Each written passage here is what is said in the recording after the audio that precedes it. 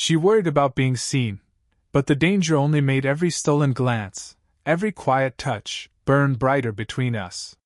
It was one of those late afternoons when the air feels soft, heavy with the scent of earth cooling after a hot day. The sun had dipped low, brushing the neighborhood with a kind of golden hush.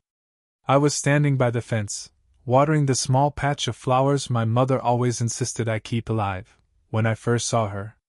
She leaned casually against the other side of the fence, the way someone might when they're waiting for nothing in particular. My neighbor's sister. I had heard of her before, mostly in passing mentions. She lived a few towns over, worked in design, occasionally came to visit her brother. But I'd never seen her here, not like this. The light seemed to find her naturally, as though the sunset itself was trying to draw attention to her. Her hair caught the glow, strands shifting like fine silk in the breeze. She wasn't doing anything extraordinary, just watching the garden, absently twirling her phone in her hand, but there was a quiet composure about her that made the moment feel significant. When her eyes finally lifted and met mine, it wasn't long, maybe a heartbeat, yet something in the look unsettled me. There was a trace of curiosity, softened by an ease that comes with age, as if she wasn't in a rush to look away. My own reaction betrayed me. I felt my grip tighten on the watering can, the sound of water splashing a little too heavily against the soil. I forced a smile, half apologetic for staring, but she returned it without hesitation, a small curve of her lips, warm, unhurried, the kind of smile that felt like an invitation to breathe. I noticed details I shouldn't have been so quick to notice: the faint line of concentration at her brow, the grace in the way she tilted her head, the way her posture carried both strength and ease. It was nothing more than a greeting between strangers who technically weren't strangers at all. And yet I couldn't ignore the way the air changed. The garden smelled of jasmine, sweet and almost dizzying. Somewhere a bird sang, breaking the stillness for a few seconds before silence folded back in. All I could hear was the rush of my own thoughts, the sharp awareness of how alive I suddenly felt under her gaze. I managed to say something simple, a comment about the weather, how the heat seemed to linger even after the sun was gone. She nodded, her laugh low and soft, as though the day itself wasn't so unbearable after all. Our exchange lasted less than a minute, but I walked back inside with the sense that something unspoken had just been set in motion. Her presence lingered even after she was gone, like the warmth of sunlight long after it dips below the horizon. I told myself it was nothing, just a polite smile across the fence.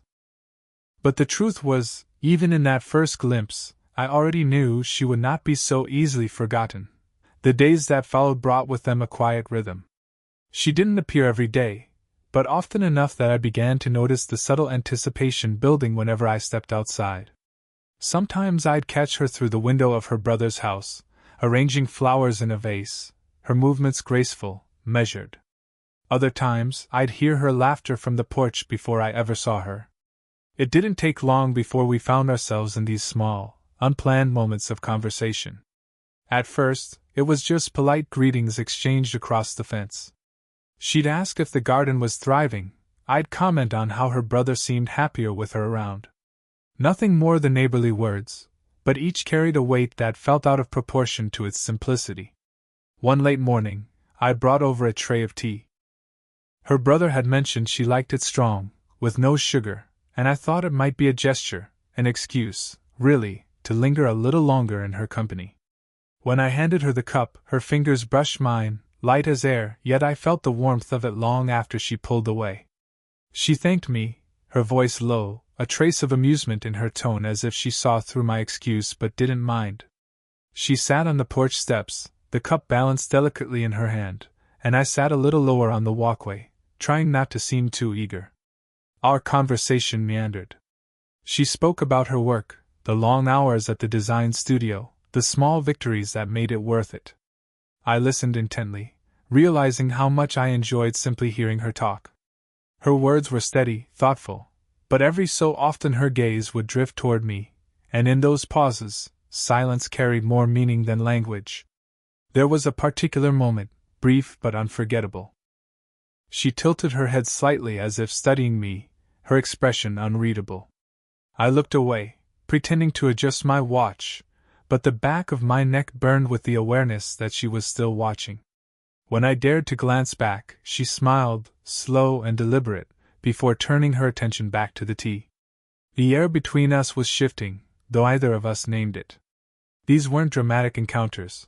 They were fragments of ordinary life, a shared cup of tea, a passing question, a laugh that lingered a little too long. And yet, each one seemed to weave another thread in a tapestry either of us could ignore. By the time she stood, brushing off her dress, I realized how reluctant I was for her to leave. She thanked me again, this time placing her hand lightly against my arm for just a second. That touch, gentle, fleeting, carried more weight than any words spoken. As she stepped back inside her brother's house, the door closing softly behind her, I remained on the porch, staring at the space she had just occupied. The cup still warm in my hand, the faint trace of her perfume lingering in the air, it struck me that what we were building wasn't loud or obvious. It was quieter, steadier, the kind of connection that sneaks up on you, and before you realize it, has already taken root. And somewhere deep down, I knew, this was no longer just polite conversation that I hadn't planned on stopping by that afternoon.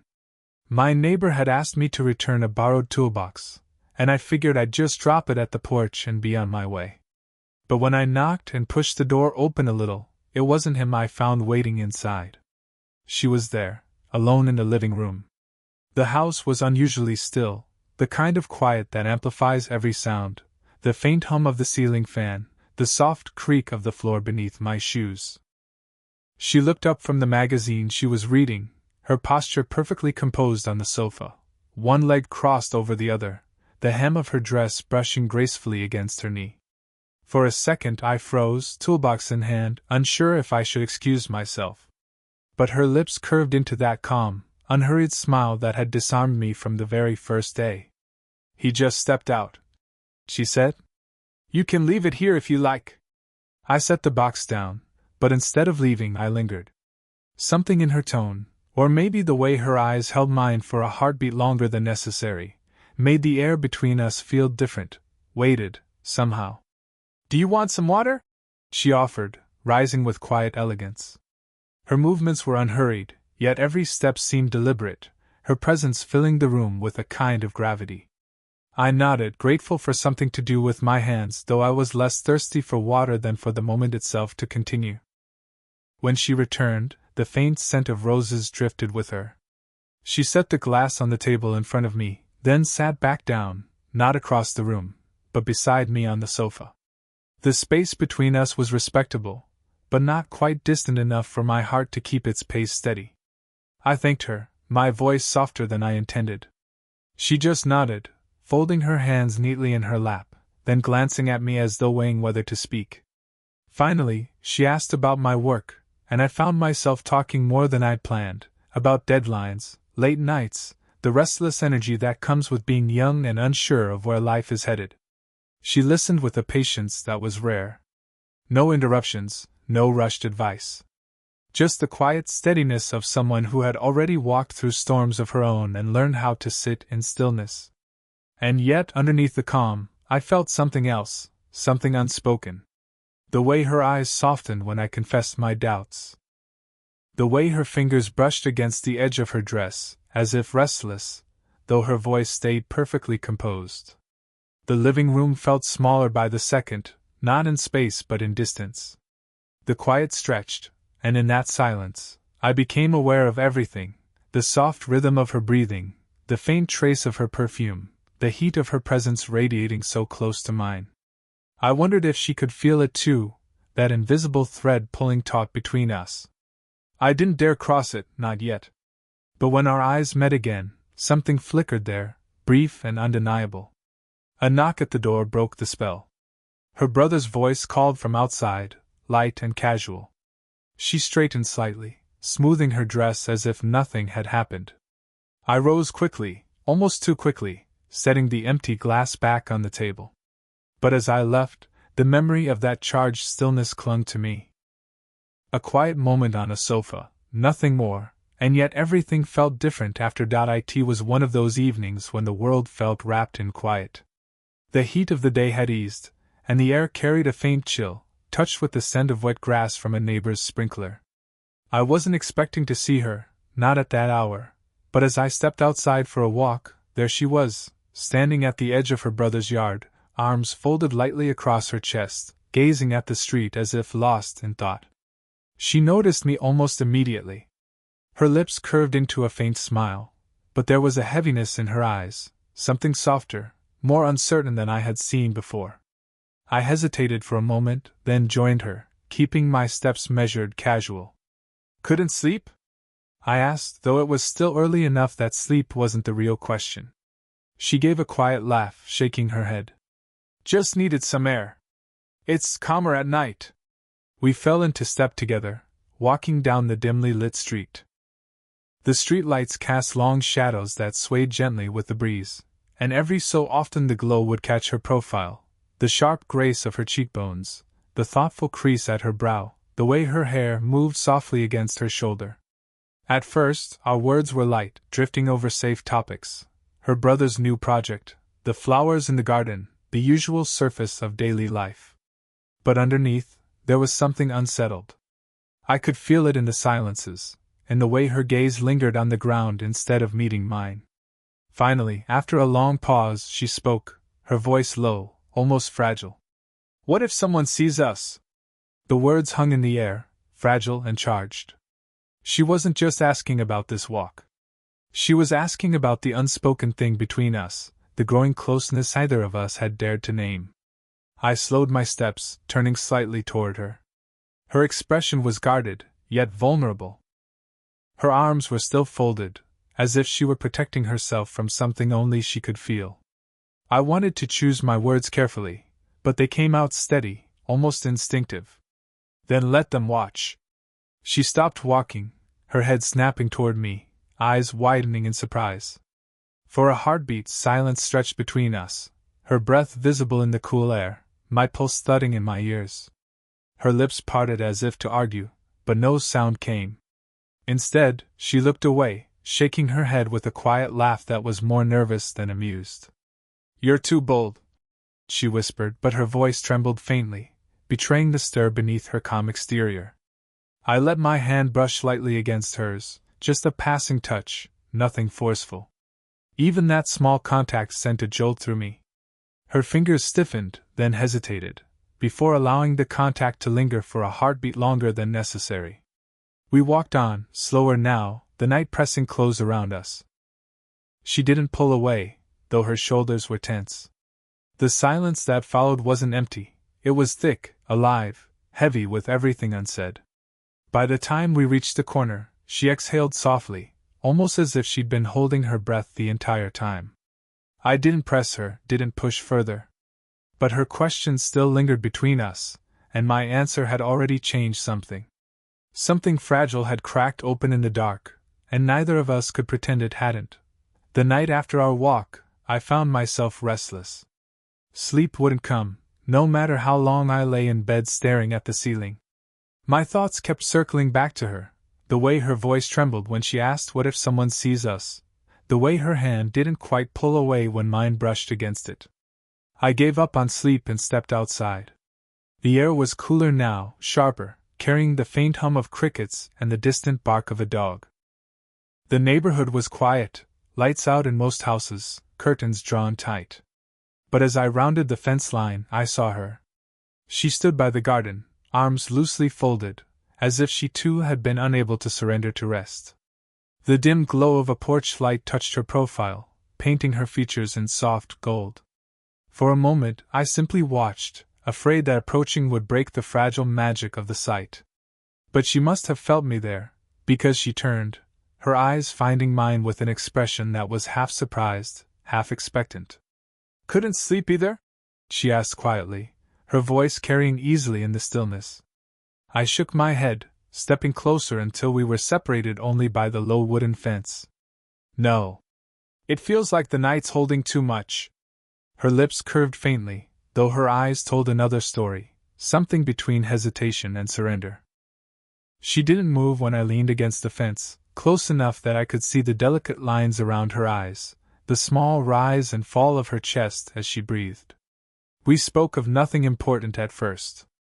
the weather, the quiet of the street. But our words felt like smoke, dissolving into the air, leaving only the silence between them, and in that silence, the weight of everything we weren't saying. I don't know who moved first. Maybe it was me. Maybe it was the invisible thread that had been pulling us closer all along.